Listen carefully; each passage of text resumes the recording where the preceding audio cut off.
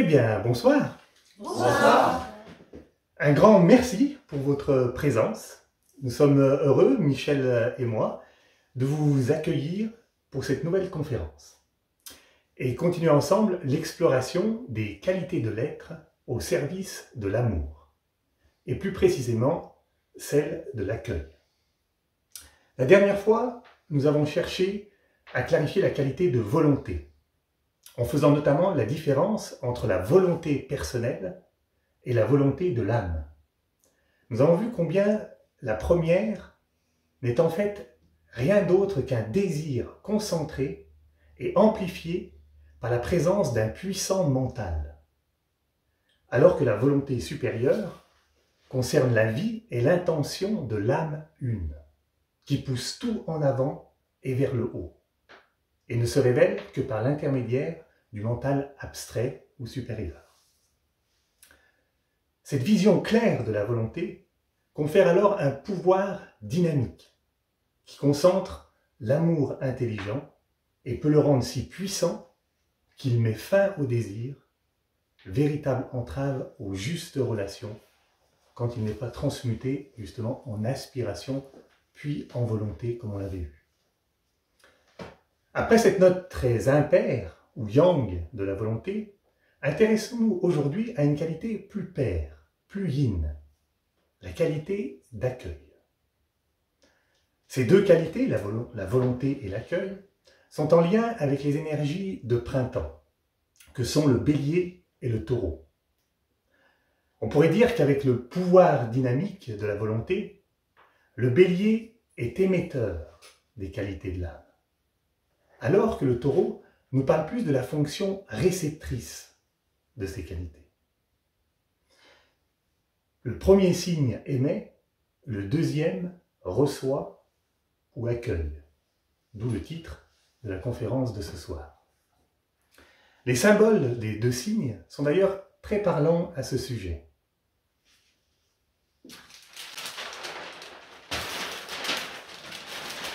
Voilà un beau schéma avec les deux signes. Donc le bélier en haut, le taureau en bas.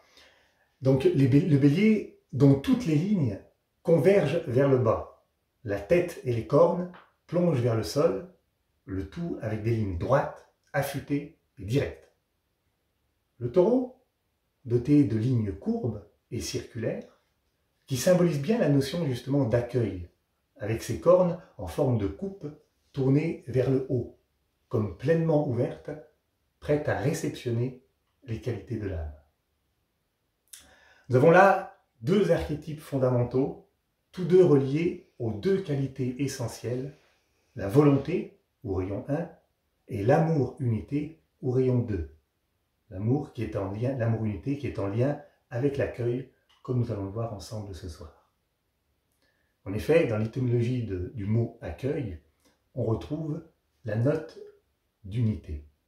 Accueillir vient du latin « ad colligere ». Si « ad » veut dire « aller vers », « colligere » a eu plusieurs sens. Celui de cueillir, mais aussi de réunir, ce qui littéralement signifierait « aller vers l'union ».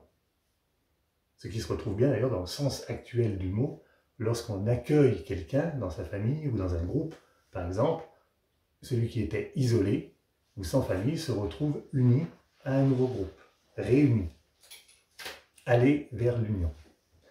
Mais colligere a eu aussi le sens de séparer. D'ailleurs, quand on cueille une pomme, on accueille une pomme, on la sépare de l'arbre. Ad colligere, accueillir, pourrait donc aussi signifier aller vers la séparation. Retenons bien ces deux acceptions, aller vers l'unité et aller vers la séparation. Car nous allons voir qu'en fonction de notre état de conscience, accueillir peut en effet servir l'unité, mais aussi la séparativité. Quoi qu'il en soit, l'accueil, en tant qu'âme, n'est pas une simple action comportementale, comme pourrait le suggérer une intelligence artificielle comme ChatGPT, qui, lorsqu'on nous lui avons demandé ce qu'était l'accueil, a répondu des choses comme le fait de sourire à son interlocuteur, être poli, être à l'écoute de ses attentes, tout en veillant à les reformuler pour être sûr qu'il soit bien compris. Et pensez à lui souhaiter une bonne journée en fin de conversation pour qu'il reparte avec une bonne image de vous. Bref, des attitudes comportementales pour apprendre à accueillir une personne de manière convenable. Au lieu d'intelligence artificielle, on pourrait plutôt parler d'intelligence superficielle. En effet, il va de soi qu'il s'agit de quelque chose de bien plus profond que cela, qu'un simple comportement. Avant tout, c'est un état d'être, l'accueil, un état de conscience intérieure. Et non seulement, justement, un comportement de surface, comme il est coutume de pratiquer lorsqu'on a reçu une bonne éducation. L'accueil, tel que nous cherchons à le développer, et qui puisse servir l'amour, est un état d'être qui n'oppose aucune résistance, à quoi que ce soit ou à qui que ce soit. Un état d'être qui embrasse pleinement tout ce qui est. Voici quelques termes synonymes qui peuvent nous aider à percevoir la nature de cette qualité, que nous retrouverons d'ailleurs tout au long de la conférence. Disponibilité, écoute, ouverture, réceptivité, acceptation et don de soi. Mais pour mieux saisir l'essence, nous vous proposons de s'inspirer de l'art martial japonais qu'est l'aïkido. Cet art, créé en 1920 par le maître Yoshiba, est fondé sur le principe d'unité, justement. Aïkido signifie d'ailleurs la voie de l'union des énergies. Aïkido. Union avec l'univers et union avec le partenaire en sont les maîtres mots. D'ailleurs, l'autre n'est plus considéré comme un ennemi ou un adversaire, mais bien comme un partenaire au sein de l'univers, une autre partie de soi-même. Voici une des citations d'ailleurs célèbres de Yoshiba. En Aïkido, l'entraînement n'est pas fait pour devenir plus fort ou vaincre l'adversaire, non. Il aide à avoir l'esprit de se mettre en harmonie avec l'univers et de contribuer à la paix mondiale, de faire que tous les êtres humains forment une grande famille. Ça en dit long sur l'état d'être du véritable maître d'Aïkido. On est loin de l'art martial guerrier qui a pour seul but de se défendre ou vaincre l'ennemi. D'ailleurs, il aimait aussi à dire, si tu vains un ennemi, il sera toujours ton ennemi. Si tu convaincs un ennemi, il deviendra ton ami. C'est l'art de transmuter la séparativité en unité. Il ne s'agit plus d'apprendre à se battre, mais à unir. D'être un centre magnétique qui met en contact les énergies du tout, la qualité d'unité, avec tout ce qui n'est pas encore conscient de cela. Je vous parle ici des fondements de l'aïkido, de son essence, qui puise sa source justement dans la sagesse sans âge, et non pas de ce qu'il est devenu pour la majorité qui s'évertue à pérenniser les techniques, les formes, sans mettre plus d'attention que cela sur le fond, l'état d'être dont il est issu. Quoi qu'il en soit, il n'y a aucun mouvement saccadé ou frontal, mais toujours des mouvements circulaires et fluides, à l'image de la nature, où tout s'inscrit justement dans une continuité de mouvement et d'évolution. Car il s'agit de n'opposer aucune résistance à ce qui vient, à l'attaque qui arrive, mais de l'accueillir totalement. Non pas passivement, sinon le coup peut être fatal, mais un accueil actif, dont les gestes et les mouvements sont emplis de cette harmonie avec l'univers, avec lequel le pratiquant est censé s'ajuster. C'est là qu'il relie les énergies de l'ensemble à toutes les parties momentanément séparées que sont ses partenaires, avec qui il rentre en contact ou qui sont attirés par cette force magnétique d'amour. D'ailleurs, les témoignages de ceux qui ont pratiqué avec Yoshiba relatent souvent le fait de rentrer dans un tourbillon d'énergie qui les met en contact avec une énergie d'un ordre supérieur, sans pouvoir en dire grand-chose de plus, si ce n'est qu'elle vient de beaucoup plus grand que soi. Mais il ne faut pas oublier que cet art a été développé pendant la Première Guerre mondiale, en 1920, lorsque les attaques physiques étaient monnaie courante. Et si nous n'avons peut-être plus tous la nécessité aujourd'hui de pratiquer un aïkido physique, nous avons peut-être la nécessité de s'en inspirer est de pratiquer l'aïkido de l'âme, avec toutes les situations du quotidien. On pourrait l'appeler l'âme-kido. En effet, notre rôle en tant qu'âme incarnée, comme nous l'avons déjà vu, est d'être intermédiaire entre l'esprit et la matière. C'est comme si nous avions à apprendre à accueillir l'esprit pour qu'il puisse imprégner la matière, mais aussi accueillir la matière pour qu'elle puisse se révéler en tant qu'esprit. Plus psychologiquement et plus pratiquement, nous avons deux types de travail à faire. Le premier est d'accueillir, c'est-à-dire réceptionner, se rendre disponible aux qualités essentielles de l'être, comme nous l'avions symbolisé la dernière fois par le triangle de lumière, amour et volonté, les trois qualités fondamentales de l'être.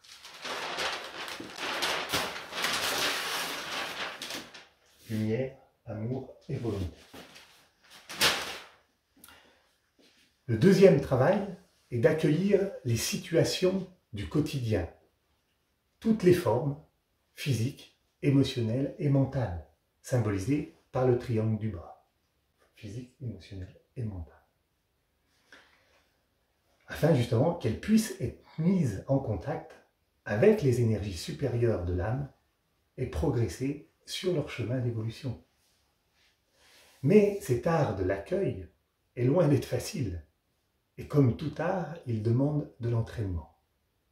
Il va nous demander d'accueillir ce qui vient de toutes parts, de haut comme du bas, sans résistance, tel qu'il se présente, et non tel que nous aimerions qu'il se présente. Les courbes fluides du symbole du taureau nous rappellent la fluidité justement des mouvements de l'aïkido, mais surtout la qualité yin, féminine, et fluide de la qualité d'accueil qui ne résiste à rien.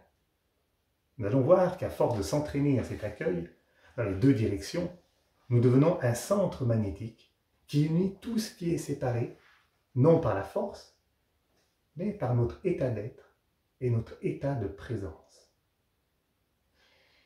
Mais comme le suggère le symbole du taureau, il s'agit avant tout de pouvoir accueillir vers le haut, c'est-à-dire vers les qualités de l'être, avant de pouvoir accueillir pleinement le monde des formes.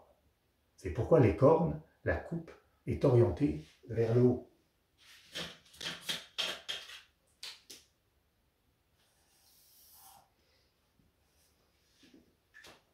On trouve bien entre les deux triangles le symbole là, du taureau. Intéressons-nous donc, dans un premier temps, à l'accueil justement vers les trois qualités de l'être. Mais tout d'abord, observons combien nous n'excellons pas encore dans cet art de l'accueil et ce qui nous empêche d'y parvenir. Ceci non pas pour se condamner ou se flageller, mais pour apprendre à se connaître, pour ensuite pouvoir mieux se reconnaître. Car comme dans tout domaine d'entraînement, si nous ne voyons pas la cause d'un problème, nous ne pouvons pas la résoudre. Et d'autre part, si nous ne voyons même pas qu'il y a un problème, nous n'aurons aucune raison de chercher une solution. Ce qui est fréquemment le cas d'ailleurs, même dans les milieux de recherche spirituelle, où l'on entend souvent dire « il n'y a pas vraiment de problème », ou en tout cas moi, avec le travail que j'ai fait, avec la conscience que j'ai déjà atteinte, surtout par rapport à certains, je n'estime pas que je fasse vraiment partie de la problématique. Oui, il y a des problèmes dans le monde, mais c'est plutôt à l'extérieur de moi. D'ailleurs, si je suis ici dans un travail avec vous, c'est pour faire partie de la solution et pas du problème. Même si ce n'est pas dit tel quel, les résistances à reconnaître nos limitations parlent d'elles-mêmes. Mais gros mirage à l'horizon. Car nous ne pouvons pas faire partie de la solution si nous ne réalisons pas que nous faisons aussi partie du problème. Aussi évolués sommes-nous sur la courbe d'évolution, il faut réaliser que tous nos états de conscience présents sont des problèmes par rapport aux états de conscience à venir. Problèmes dans le sens qu'ils sont limitants par rapport à de nouveaux états d'être. Ne pas le reconnaître, c'est nier le principe même de l'évolution de la vie qui progresse sans cesse. Ceci dit, nous pouvons maintenant regarder sereinement ce qui nous empêche de véritablement accueillir l'essentiel. Et pour rester dans l'atmosphère orientale, il existe une petite histoire zen que beaucoup d'entre vous ou d'entre nous connaissent. Mais en avons-nous vraiment accueilli le sens profond? L'histoire se passe il y a bien longtemps, aux confins de l'Extrême-Orient. Un très grand professeur rend visite au maître zen le plus reconnu du pays. Ce dernier est connu pour sa profonde sagesse et pour ses cérémonies du thé exécutées dans une harmonie parfaite. Il accueille le professeur, le fait asseoir sur le tatami, lui offre un délicieux petit gâteau et commence à préparer le thé. C'est un rituel très précis, très minutieux, demandant une extrême concentration. Chaque geste compte et se doit d'être effectué au bon moment et de la bonne façon. Soudain, le professeur demande en s'inclinant : « Maître, pourriez-vous m'expliquer ce qu'est l'esprit du zen ?» Le maître ne répond rien, occupé seulement à verser le thé. Il verse, verse, et le splendide bol à thé déborde. Le professeur s'exclame, complètement perturbé : « Mais maître, la tasse déborde !» Et le maître de répondre : « Elle est comme votre esprit, trop pleine. Votre tasse ne peut plus rien accueillir de nouveau. Il n'y a pas assez de place pour comprendre l'esprit du zen.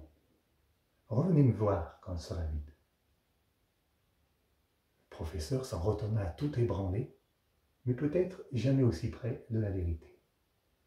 Cette histoire cherche à nous faire prendre conscience que, comme ce pauvre professeur, nos tasses sont bien trop souvent pleines pour accueillir quoi que ce soit de nouveau.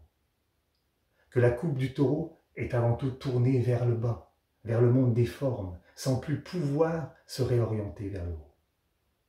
En effet, nous remplissons nos vies de tant de choses superficielles, inutiles, dépassées, qu'il n'y a plus de place pour les qualités de l'être. Il est vrai que tout un temps, en conscience individuelle, lorsque nous sommes coupés de l'âme, que nous ne sommes plus conscients de notre véritable nature d'unité, de plénitude, nous sommes atteints de ce qu'on pourrait appeler la nostalgie de l'unité. Une nostalgie inconsciente qui va se traduire par une peur viscérale du manque, et donc un besoin compulsif de remplir le vide que l'on ressent.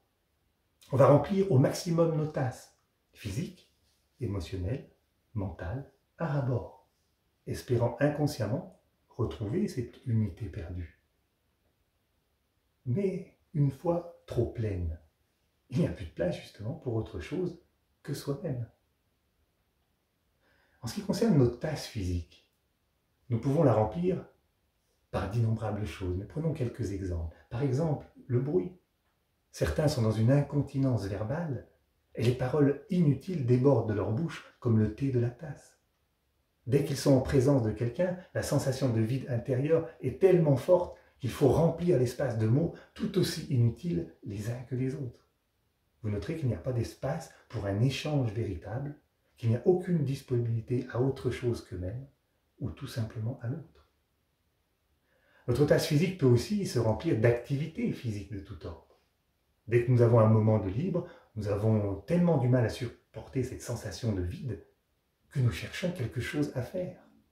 Et nous avons même inventé un remplisseur de tasses portatif que l'on peut sortir au moindre petit espace de vide. C'est le téléphone. Le téléphone. Bravo. C'est au point où il existe maintenant des stages de désintoxication digitale pour réapprendre les valeurs essentielles de l'âme. Ceci dit, ça montre que nous commençons aussi à prendre un peu de recul. C'est aussi le fait de se remplir, d'accueillir en nous un trop plein de nourriture. On se remplit la tasse, ou plutôt la panse, jusqu'à trop plein. Combien de repas où nous nous plaignons d'avoir trop mangé, et pourtant nous recommençons avec autant d'entrain le lendemain, comme si rien n'était. On le voit bien dans les travaux de groupe, quand nous sommes un peu trop laissés aller pendant le repas, la méditation n'est pas du tout de la même qualité ensuite. En ce qui concerne nos tasses émotionnelles, il y en aurait d'autres au niveau physique, mais bon. Au niveau émotionnel, ça peut être toutes les sensations fortes dont nous avons besoin de sentir pour exister. Ça peut aller des sports extrêmes aux besoins intenses de sexualité, en passant par tous les films qui vont nous faire vibrer émotionnellement pour remplir nos soirées, qui sans cela pourraient sembler bien vides et monotones. Mais nous avons aussi des tasses de thé, du thé en tout cas, parfumé à l'eau de rose. Chaque fois que nous nous sentons seuls et que nous appelons pendant des heures un ou des amis et que nous cherchons absolument à remplir nos soirées et nos week-ends avec des gens pour se sentir en contact, pour se sentir ensemble, pour combler cette peur du vide. Nous avons alors l'illusion d'une unité retrouvée, bien qu'elle soit éphémère et complètement superficielle. Et bien souvent, c'est tellement devenu une habitude si socialement admise que nous en interrogeons même plus le motif. Cela n'est pas votre tasse de thé? Ne vous inquiétez pas, nous avons plein d'autres variétés. La méditation, par exemple. Mais pourquoi, vous allez me dire, la méditation n'est-elle pas justement le moyen idéal pour accueillir, pour se rendre justement disponible aux qualités de l'âme, à l'essentiel? Oui, mais bien souvent la méditation est utilisée comme un moyen pour se remplir encore plus, pour se perfectionner, pour augmenter ses propres pouvoirs personnels, pour acquérir, posséder des qualités, mais aussi pour ressentir, éprouver des sensations extraordinaires qui nous fassent vibrer. D'ailleurs, quand une méditation ne me fait plus d'effet, eh bien je me tourne vers d'autres types de méditation. Des fois qu'il y a quelque chose d'autre de mieux à sentir. En effet, quand nous avons fait le tour des sensations d'un quotidien ordinaire, nous cherchons à remplir notre tasse émotionnelle par l'âme. Ou alors on se sert justement de l'âme pour se calmer, comme on prendrait un médicament, pour pouvoir se ressourcer et repartir bien rechargé dans un quotidien dont nous ne cherchons pas à interroger le véritable sens, qui devrait être la conséquence d'une méditation sainement orientée. Et au lieu d'être un espace justement de don de soi, la méditation devient un nouvel espace plus subtil où l'on cherche encore à prendre pour avoir encore plus. Combien de fois entendons-nous dire « ça me fait du bien de méditer. Si je n'ai pas mon moment de méditation le matin, je ne suis vraiment pas bien la journée. » Et bien sûr, toutes les utilisations de la méditation pour augmenter ses performances au travail, même si notre travail contribue en rien au développement des justes relations sur Terre, voire même parfois le contraire. Concernant notre tasse émotionnelle, on peut dire qu'un trop-plein d'émotions en tout genre aussi la remplit. Peur, colère, passion, dévotion, plaisir, excitation, affection, et j'en passe. Qu'elles soient positives ou négatives, elles remplissent tous l'espace de nos vies émotionnelles et laissent peu de chance à une sensibilité justement nouvelle, décentrée de soi, qui pourrait refléter la vie de l'ensemble. Soyons clairs, nous ne disons pas ça, nous ne disons pas que c'est mal, cela est mal, mais simplement que ça empêche d'être disponible pleinement à une qualité plus subtile. Allez, une petite dernière pour la route. Notre tasse mentale. Là, je vous renvoie à la conférence sur l'humilité, où on a vu combien notre mental concret est tellement saturé de toutes les choses du passé que nous ne pouvons plus rien apprendre de nouveau. Nous projetons sans cesse un passé empreint de soi sur la feuille vierge du présent, avec un orgueil déconcertant, au lieu d'accueillir l'avenir pour y réfléchir les qualités de l'ensemble. C'est ainsi que le monde du moi se perpétue inlassablement. Notre orgueil démesuré, notre fausse humilité, en tout cas notre trop-plein de nous-mêmes, qu'ils se considèrent comme importants ou insignifiants, ne laisse aucune place à la vie et à la conscience d'ensemble et à de nouvelles façons de penser. Combien de fois dans nos relations, dans nos discussions, et même dans des travaux de groupe axés sur une recherche spirituelle commune, nous avons du mal à accueillir une autre façon de voir que la nôtre. L'autre reste bien souvent un simple appui pour pouvoir affirmer ce que nous savons déjà. Au lieu d'être à l'affût de nouvelles choses qui parfois transparaissent maladroitement derrière les mots ou le vécu de ceux qui nous entourent, nous restons à l'écoute de nous-mêmes, se murant dans nos certitudes déjà bien construites. Ainsi, on se coupe du mouvement de la vie, qui, elle, n'est qu'évolution permanente. En méditation aussi, il est essentiel de réaliser que nous ne savons pas laisser d'espace, de silence, d'écoute aux qualités de l'âme, afin que la véritable nature de ces qualités se dépose sur un mental silencieux. Il faut réaliser combien, tout autant concentré que l'on peut être en méditation, par exemple sur la qualité d'amour ou de volonté, nous n'arrêtons pas de projeter, d'émettre des images, des conceptions, des idées de ce que peut être cette qualité. Si nous sommes honnêtes avec nous, nous avons tous une idée préconçue de ces qualités. Préconçue, c'est-à-dire conçue avant le véritable contact avec ces qualités.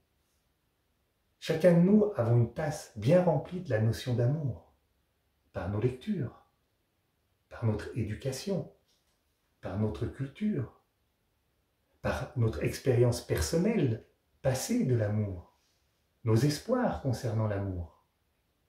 Mais tout cela n'est pas l'amour tel qu'il est fondamentalement, mais plutôt notre expérience très personnelle et partielle de l'amour. Mais trop souvent, nous nous satisfaisons de cela comme si nous avions la science infuse, et ne laissant aucune place à de nouveaux vécus, de nouvelles conceptions de l'amour dont fondamentalement nous ne savons pas grand-chose. Il faut l'admettre. Là encore, la méditation peut devenir malheureusement un espace d'enfermement au lieu d'un espace d'ouverture. Un espace où on va donner encore plus d'énergie, de vitalité, de concentration, de charge à nos vieilles formes pensées de l'amour ou toute autre qualité. Nous allons alors chercher comment l'appliquer, le mettre en œuvre, pensant que nous savons déjà ce que c'est. Et ainsi nous bâtissons alors notre propre prison au lieu de bâtir l'avenir. Comme nous allons voir, c'est dans un esprit d'ouverture, de découverte, d'humilité, d'accueil de ce que l'on ne connaît pas que la méditation doit être abordée. Pour résumer cette partie, pas facile à accueillir, je l'admets, nous pouvons dire, comme le dit très justement Krishnamurti, là où est le soi, l'amour n'existe pas. C'est une phrase bien profonde. En effet, quand la personnalité est développée, elle devient tellement pleine d'elle-même qu'elle repousse magnétiquement le plus grand soi à l'extérieur. Elle se sépare naturellement des qualités de l'âme et donc des autres. On peut dire que accueillir, en conscience individuelle, prend la signification d'accumuler, prendre, et engendre la séparativité. C'est là qu'on retrouve bien le sens involutif d'accueillir, qui est d'aller vers la séparativité, ad colligere, en recherchant une unité formelle et personnelle. Nous pouvons même ajouter que cette séparativité est source de stagnation, sans rentrer trop dans les détails, mais c'est quand même intéressant. En effet, soit on remplit nos tasses de plein de nouvelles formes, mais toutes personnelles, par peur du vide, du manque, comme nous l'avons vu, soit nous remplissons nos tasses de toujours les mêmes choses, par peur du changement. Quoi qu'il en soit, les deux sont une stagnation. La première est plus sournoise, car le changement de forme nous donne l'illusion du nouveau, mais du point de vue de l'âme, c'est toujours plus de la même chose. Les formes changent, mais le fond reste le même. C'est toujours du thé au parfum de soi. Dans les deux cas, séparés de la grande vie une, par le mur de nos habitudes physiques, émotionnelles et mentales, nous cristallisons, nous nous rabougrissons au lieu d'accueillir la vie régénératrice de la conscience d'ensemble, qui, elle, comme on l'a déjà dit, est sans cesse en évolution. Un jour, nous étudierons scientifiquement le rapport qu'il y a entre ce qu'on appelle communément l'ouverture d'esprit et l'état de conscience d'ensemble. Et on déduira justement qu'une vie sainement orientée vers la conscience d'ensemble et de bien de tous est garante d'une ouverture d'esprit et de cette vitalité lumineuse dont font parfois preuve certaines personnes âgées. Et sont la preuve vivante que si avec le temps la beauté du visage s'estompe, la beauté de l'âme, elle, demeure. Bien. revenons à notre histoire de tasses trop pleines. Et que faut-il faire pour les vider, comme le suggère justement notre maître zen? Tout arrêter? Vivre en ermite dans un temple zen? Faire des vœux de chasteté, charnels, numériques, relationnels et intellectuels? Vous pouvez essayer, mais on sait que maintenant que ça ne marche pas, ça ne tient pas. Ça ne fait qu'augmenter justement la frustration qui un jour ou l'autre va s'exprimer d'une manière décuplée, comme on le constate parfois dans l'actualité. Mais en effet, une certaine sobriété est néanmoins indispensable pour laisser de la place à l'essentiel. Sobriété dont nous commençons à sentir l'urgence pour contrebalancer notre société de consommation et d'accumulation en tout genre, et sous laquelle les qualités de l'être tendent à étouffer. Mais cette sobriété ne peut pas être imposée de l'extérieur, si l'on veut qu'elle soit durable et magnétique. Elle doit être la conséquence d'un nouvel état d'esprit pleinement accueilli en soi. Et le moyen le plus sûr de cultiver cet état d'esprit, c'est justement d'apprendre à accueillir, à se rendre disponible aux qualités de l'être. Car lorsque l'on réalise de plus en plus la plénitude de l'être intérieur, alors le besoin d'accumuler, de se remplir de formes, perd de son pouvoir. Et pour cela, la méditation est la voie royale. Voyons cela de plus près. Si on cherche à accueillir, réceptionner les qualités de l'âme, il faut premièrement sortir de cette attitude intérieure de vouloir prendre, avoir, posséder l'âme ou ses qualités. Ça, c'est fondamental. Il est nécessaire de quitter cette attitude centripète qui cherche toujours à ramener à soi, à s'accaparer. Car si nous cherchons à avoir, à prendre, avant de s'être donné, c'est le meilleur moyen de renforcer le soi, le moi, au lieu de découvrir le nous. C'est avant tout apprendre cette attitude intérieure qui s'offre, qui se donne, qui se rend disponible. D'où la nécessité d'écouter, de faire silence pour se rendre pleinement disponible à cette qualité. C'est comme offrir une page blanche vierge de soi. Une page blanche où nous laissons s'imprimer un silence plein de ce que nous ne connaissons pas, mais qui cherche à se révéler. Vierge de soi signifie aussi que ce n'est pas comment moi je ressens la lumière, l'amour ou la volonté. C'est écouter ce qu'est la lumière, l'amour ou la volonté. C'est passer de ma réalité au réel de ce qui est. Pour cela, il y a une étape intermédiaire que nous mettrons en pratique tout à l'heure en méditation. C'est le fait d'apprendre à écouter, à accueillir en tant que groupe. Ce n'est plus ce que je ressens, mais ce que nous ressentons en tant que groupe. Non plus ce que je vis de l'amour, mais ce que le groupe des âmes unies vit de l'amour. C'est un intermédiaire pour pouvoir se donner, se fondre dans ce point d'amour dans le cœur de Dieu, ou de l'âme une, l'âme planétaire, la Terre-Père, comme nous l'avons aussi défini Dieu la dernière fois. D'ailleurs, la grande invocation, dont nous avons évoqué la troisième strophe lors de la conférence sur la volonté, est un mantra qui n'a de véritable sens seulement quand il se prononce et se vit en tant que groupe, et non pas individuellement. Encore une fois, quand nous parlons de groupe, de conscience de groupe, nous pouvons être seuls chez soi et prononcer ce mantra en conscience de groupe, c'est-à-dire reliés, unis au groupe des âmes. Et la première phrase de chaque strophe, du point de lumière dans la pensée de Dieu, ou l'âme une, du point d'amour dans le cœur de l'âme une, et du centre où la volonté de l'âme une est connue, est une invitation pour chercher à sortir des limites du connu en ce qui concerne ces trois qualités, pour rentrer dans le silence. Pas un silence vide, mais un silence plein de ce que l'on ne connaît pas, un silence saturé de la présence du réel de ses qualités, telles qu'elles se vivent dans le cœur de Dieu. Et dans ce silence, laisser agir, laisser être cette qualité qui se dévoilera d'elle-même, en nous-mêmes, à mesure que l'on s'y donne, à mesure que l'on s'oublie.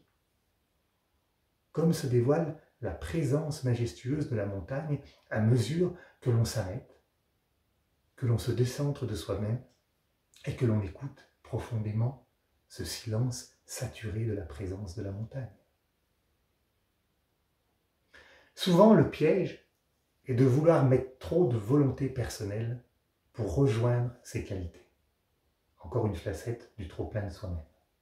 Si au départ, il en faut de la volonté personnelle pour lancer le processus, pour décider de se donner à cela, il est ensuite nécessaire de la lâcher, pour laisser agir la présence même de la qualité, qui est d'une nature inconnue du monde de la personnalité. C'est comme le processus de mise en orbite d'une fusée. Au départ, c'est le moteur de la fusée qui donne l'impulsion avant de se détacher de la fusée, qui, une fois en orbite, n'est plus mue par sa propre force, mais par l'énergie de gravitation céleste. Le bruit du moteur de la volonté personnelle cesse, et lui succède le silence des énergies universelles qui lui permettent de percevoir une globalité plus grande. D'ailleurs, vous savez peut-être que parfois le largage des moteurs de la fusée se fait en plusieurs étapes. Un premier module se détache une fois qu'il a utilisé son carburant et passe le relais à un deuxième module qui se détache à son tour une fois que la fusée est en orbite et n'a plus besoin de moteur. Eh bien nous, c'est pareil. On passe du moteur de la perception personnelle à celui de la perception de groupe pour ensuite laisser la place aux réalités des qualités globales et universelles. Pour résumer cette partie, il est impératif de retenir que l'on n'accueille pas en cherchant à prendre, mais en se donnant, en s'offrant le plus vierge possible de nous-mêmes. C'est ainsi qu'un changement de polarité s'opère. Nous ne sommes plus cette polarité magnétiquement positive qui, trop plein d'elle-même, repousse la polarité positive de l'âme, comme deux aimants peuvent se repousser. Mais nous devenons le pôle négatif, dans le sens réceptif, qui est enfin disponible pour accueillir les qualités de l'être. C'est en se donnant à l'âme que l'âme se donne à travers nous. Naturellement et librement, comme circule le courant entre les polarités positives et négatives. C'est le paradoxe de la vie de l'âme qui dit que c'est en s'oubliant que l'on se retrouve, que c'est en se donnant que l'on reçoit. Les mouvements, les paroles, les actions, tout l'être est alors rempli, pourra être alors rempli des qualités de l'âme, tout comme les mouvements fluides et circulaires du maître d'aïkido sont empreints de la force et de la fluidité de la nature. Bien, voici donc le premier pôle de l'entraînement de l'âme Kido qui consiste à se rendre pleinement disponible aux qualités de l'âme. Voyons maintenant le deuxième pôle de l'accueil que l'on a décrit au début comme la capacité d'accepter pleinement, sans résistance, toutes les formes, les situations, toutes les circonstances auxquelles nous sommes confrontés au quotidien. Et comme nous le disions au début, cette qualité d'accueil vers le bas est l'exact reflet de notre qualité d'accueil vers le haut. C'est pour ça qu'il faut commencer par la qualité d'accueil vers le haut. Reflet donc que nous pouvons symboliser par cette coupe vers le bas. Alors on modifie un peu le symbole, mais voilà, qui représente bien le fait de pouvoir accueillir aussi le monde des formes vers le bas. Voyons cela de plus près. Et s'il est plutôt d'ailleurs aisé d'accepter et d'accueillir les personnes que nous apprécions, les événements agréables, les comportements qui vont dans le même sens que le nôtre, il est une toute autre histoire concernant tout ce qui nous déplaît, ce que l'on trouve injuste, ou ce que l'on a discerné à juste titre comme involutif, donc néfaste aux justes relations. En effet, après les premiers contacts avec l'âme, nous commençons à discerner de plus en plus clairement ce qui est de l'ordre évolutif et porteur de bien, de beau et de vrai, et ce qui est involutif et qui renforce donc le matérialisme, la séparativité et l'égoïsme.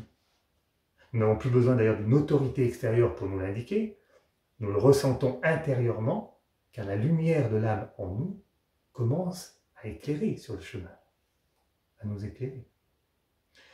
Mais la conscience individuelle n'ayant pas dit son dernier mot, loin s'en faut, nous avons du mal à accepter pleinement tout un tas de formes, de situations et de circonstances. Je passe rapidement sur nos petites irritations, dues au non-accueil de situations qui viennent contrarier notre corps émotionnel, comme le simple fait d'une mauvaise météo le seul week-end disponible, ou bien l'aboiement des chiens des voisins, ou encore les limitations physiques qui arrivent avec l'âge, ou les comportements plus ou moins agaçants de ceux qui vivent avec nous. Je ne vous fais pas toute la liste, mais voyons tout simplement que chaque fois que nous ressentons une irritation, c'est que nous résistons à quelque chose que nous n'avons pas su accueillir. Et plus l'irritation est importante, plus la résistance est grande, plus l'accueil est absent. Par exemple, plus compliqué, accueillons-nous pleinement toutes les situations injustes que nous avons dû affronter dans notre vie ou que nous traversons actuellement. Accueillons-nous les injustices faites aux femmes ou aux minorités dans le monde, les guerres et leur lot d'atrocités.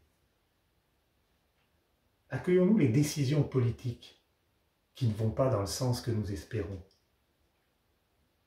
Dans beaucoup de ce genre de cas, les irritations se transforment même en colère, plus ou moins extériorisée. Mais quand même, il y a des choses injustes, vous ne pouvez pas tout accepter. Nous devons résister, nous battre pour que les choses changent, non? Alors là, attention, et là il s'agit d'être très clair. L'accueil dont nous parlons n'est pas cautionnement ni résignation. Il ne veut pas dire être d'accord.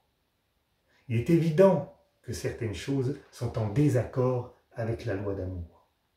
Les cautionner reviendrait à nourrir les forces séparatives et involutives, alors que le rôle des véritables serviteurs est de soutenir et nourrir tout ce qui tend vers la conscience d'ensemble, vers la loi d'amour. C'est le deuxième objectif des gens de bonne volonté vu lors de la dernière conférence.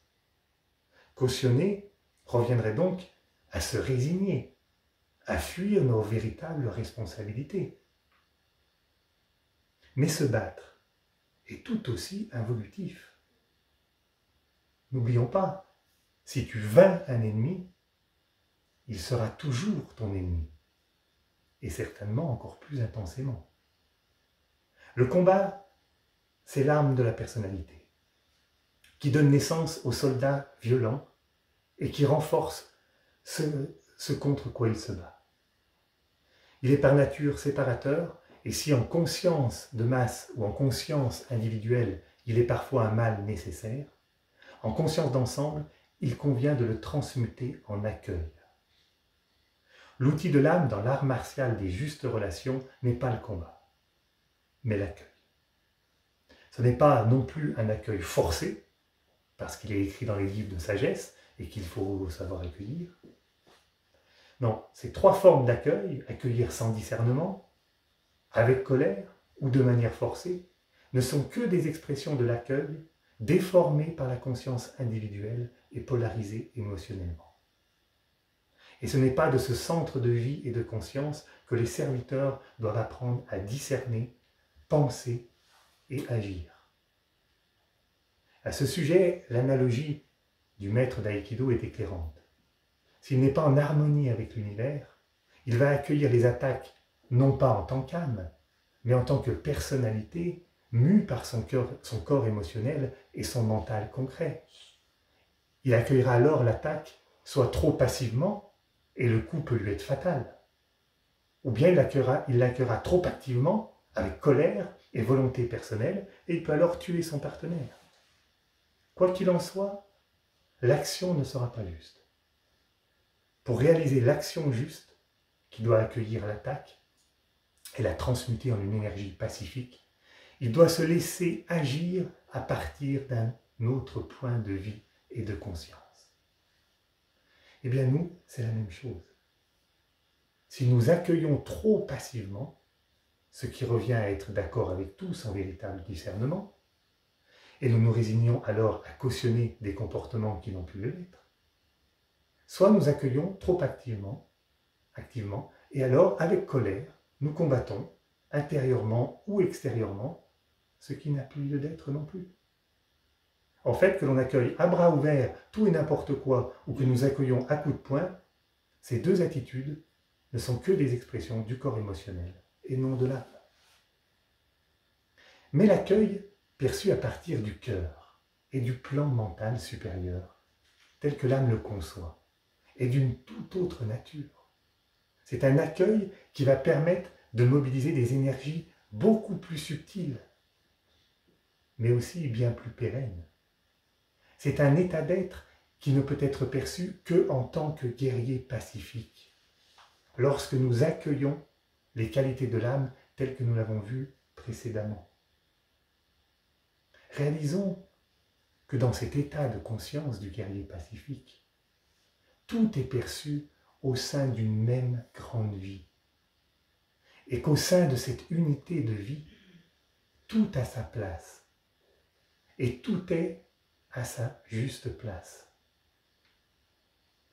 Comme les chacune des étoiles dans l'univers, les cellules dans le corps humain, où chaque étape minutieusement orchestrée de la croissance de l'embryon. Chaque partie, chaque terrien a sa raison d'être et a sa juste place à l'instant T dans l'organisme planétaire. À cet endroit de conscience et de vie, c'est la plénitude du cœur qui perçoit. Et il n'y a plus de place pour de quelconque réaction personnelle, positive ou négative, qui aimerait que ce soit autrement. Seulement c'est. La beauté de cet amour intelligent balaie toute irritation personnelle. Et quand le mental abstrait commence à percevoir, alors, comme nous l'avons vu la dernière fois avec la volonté, le sens de l'existence se dévoile. Et si le silence règne suffisamment longtemps, alors se dessine plus précisément sur notre page blanche la raison d'être de chaque partie au sein de l'ensemble. Le rapport entre la conscience et les formes s'éclaire alors. Et nous comprenons profondément que tout ce qui concerne nos vies individuelles et collectives sont l'exacte conséquence de nos états de conscience passés ou présents. Il n'y a plus de bien ou de mal, mais seulement différents points de conscience qui se dirigent plus ou moins consciemment et rapidement vers le point central de conscience unitaire. Des points de conscience qui respectent ou ne respectent pas encore la loi d'amour-unité, qui, elle, cherche à s'imposer dans tous les recoins de la conscience. Ces états de conscience, plus ou moins hors la loi d'amour, donnent naissance à des formes, des situations, des comportements correspondants, c'est-à-dire involutifs ou évolutifs. Nous pouvons percevoir clairement que fondamentalement, rien n'est injuste, puisque bien au contraire, tout est parfaitement ajusté à notre état de conscience. Et toute situation est donc la meilleure qui puisse être pour que nous puissions faire le prochain pas de conscience sur notre chemin commun vers l'unité. C'est à partir de ce point d'unité et de paix et de compréhension que l'accueil doit être abordé et que notre véritable rôle d'âme incarnée peut alors se révéler. En effet, par l'accueil des qualités de l'âme, nous devenons des centres magnétiques d'énergie et de qualité focalisée. Alors, nous pouvons attirer et accueillir véritablement tout ce qui n'est pas encore dans cette loi d'amour. comme sont propulsés dans un tourbillon d'énergie ceux qui rentrent en contact avec le maître d'aïkido, ainsi sont élevés, éclairés, qualifiés par les qualités de l'âme ceux qui entrent en contact avec les serviteurs du monde. Dans un contact d'âme à âme, par l'accueil véritable de l'autre, en tant que partie évoluante de la grande vie une, les qualités de l'âme dont nous sommes maintenant les relais vivants peuvent stimuler, éveiller et clarifier ces mêmes qualités chez l'autre. C'est ainsi que le guerrier pacifique apprend à servir l'amour, sans déserter ni combattre, mais en étant un passeur de lumière, d'amour et de volonté. C'est pourquoi on dit que les véritables serviteurs servent simultanément ou sont simultanément au service de la grande vie et des vies, de toutes les vies. Dans cet état d'être, plus rien n'est accueilli personnellement, mais tout prend un sens beaucoup plus grand. Tout ce qui arrive, de soi-disant positif ou négatif, agréable ou désagréable, peut être accueilli comme des opportunités d'incarner ou de faire circuler un peu plus de lumière, d'amour et de volonté.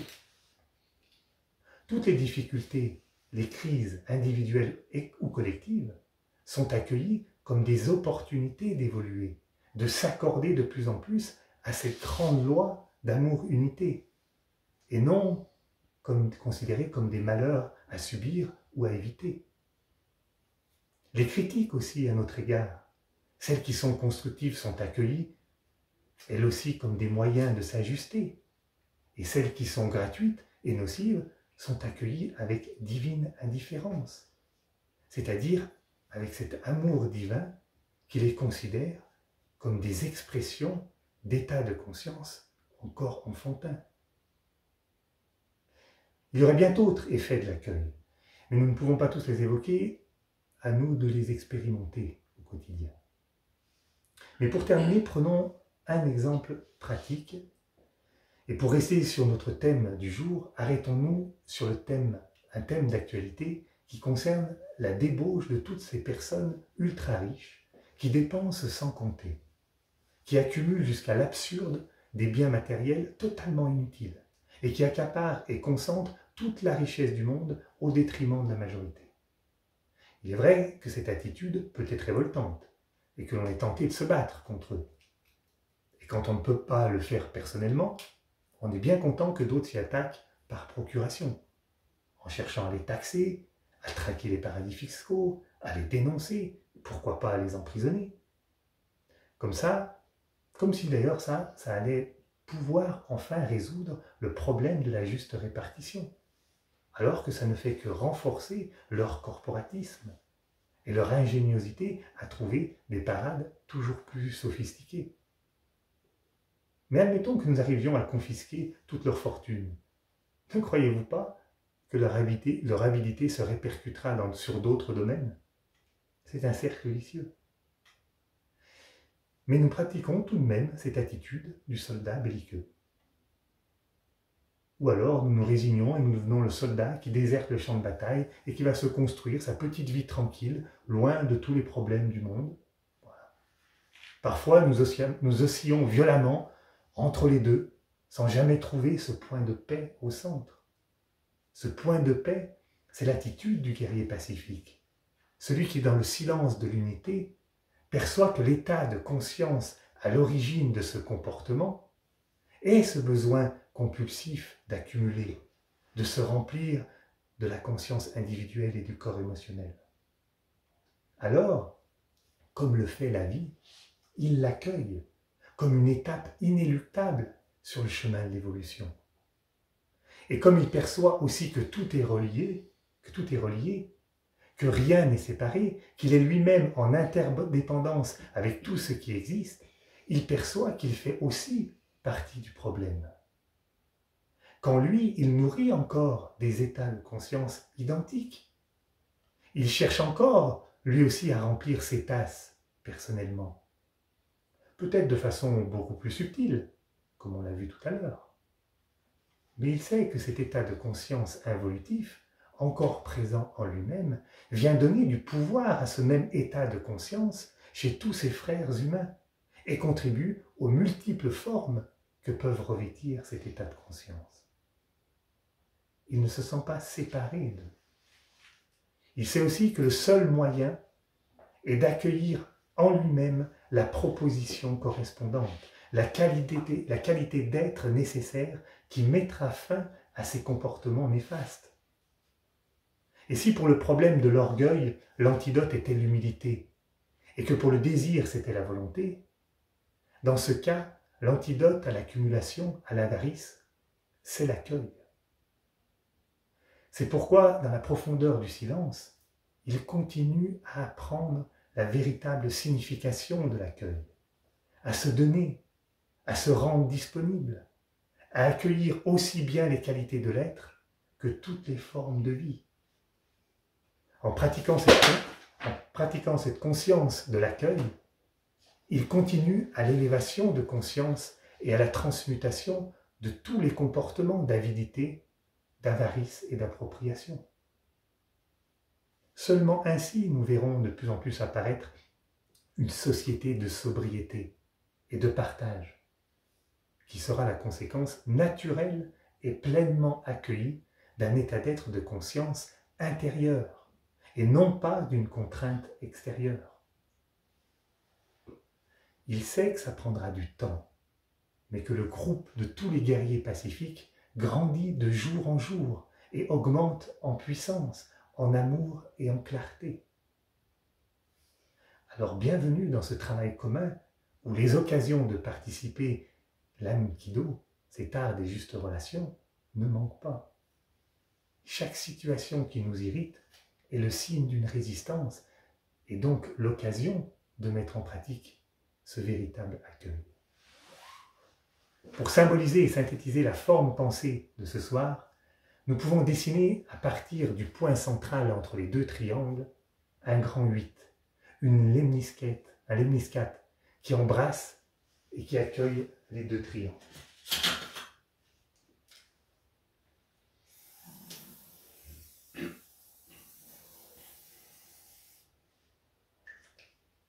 Un lemniscate qu'on aurait pu faire plus petit et qui s'agrandit de jour en jour à chaque fois qu'on apprend à accueillir l'amour. Pour conclure, et avant la méditation, nous vous proposons d'accueillir Michel, qui a synthétisé cette conférence par un poème qui a une fonction beaucoup plus évocatrice qu'explicative.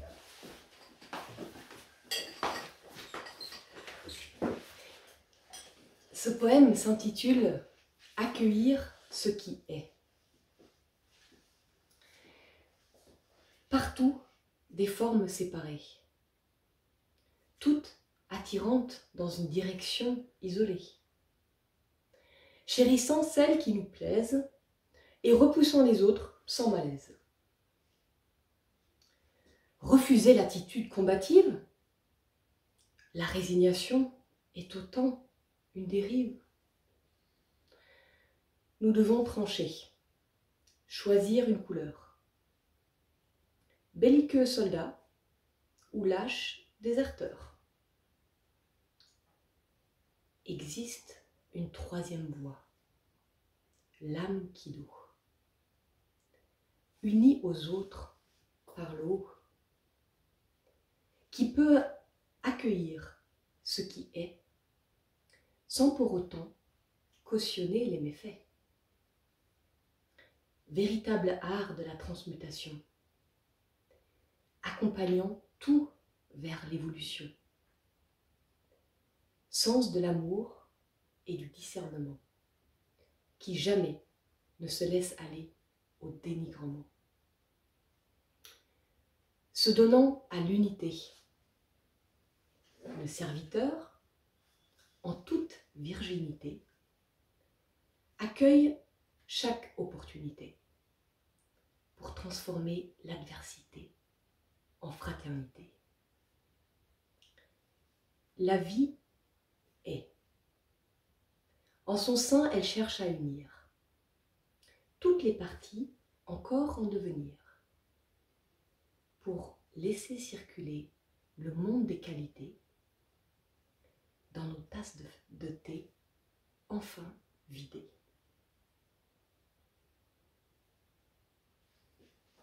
Bravo.